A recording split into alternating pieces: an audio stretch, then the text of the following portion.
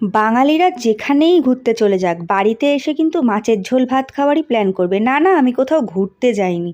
আমরা এমনিই বাড়িতে মাছের ঝোলটা আমি একটু পাল্টে, পাল্টে করি। কারণ একই রকম মাছের ঝোল তো রোজ ভালো লাগে না। আর মাছের ঝোল এমনই অনেকভাবেই করা যায়।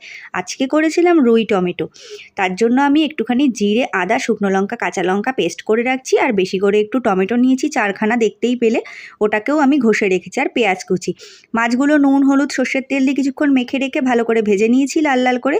ওতেই কটা আলুও কেটে ভেজে নিয়েছি। এবার কড়াইতে কালো জিরে আর তেজপাতা ফোড়ন দিয়ে পেঁয়াজ কুচি নাড়াচাড়া করে ওর মধ্যে পেঁয়াজ কুচির মধ্যে নুনটা দিয়ে দিলাম। আর একটা মশলা, ওই ধনে গুঁড়ো, হলুদ গুঁড়ো আর একটু কাশ্মীরি লঙ্কার গুঁড়ো দিয়ে ভালো করে আদা পেস্টটা দিয়ে, মানে আদা লঙ্কা জিরের যে পেস্টটা দিয়ে ভালো করে কষালাম। কষিয়ে যখন আদার গন্ধটা চলে যাবে তখন দিয়ে দিলাম ওর মধ্যে টমেটো পেস্ট। টমেটো পেস্ট দেওয়ার পর একটুখানি মিষ্টি, সুন্দর একটা রং আসার জন্য। তারপর ব্যাস, ওটা ভালো করে কষিয়ে নাও একটু বেশি টাইম ধরে। কষানোর পর ওর মধ্যে পরিমাণ মতন জল দিয়ে দিলাম। জলটা ফুটে উঠলে দিয়ে দিলাম আলু।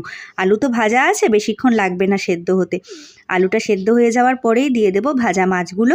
তারপর লাস্টে ওর মধ্যে ধনেপাতা আর কাঁচা লঙ্কা দিয়ে দুপুরের খাওয়াটা জাস্ট জমে গেল। যেন মনে হলো পুরো অনুষ্ঠান বাড়ির দুপুরে যেই ঝোলটা হয় অমনই। তোমাদের কেমন লাগলো জানিও। টাটা।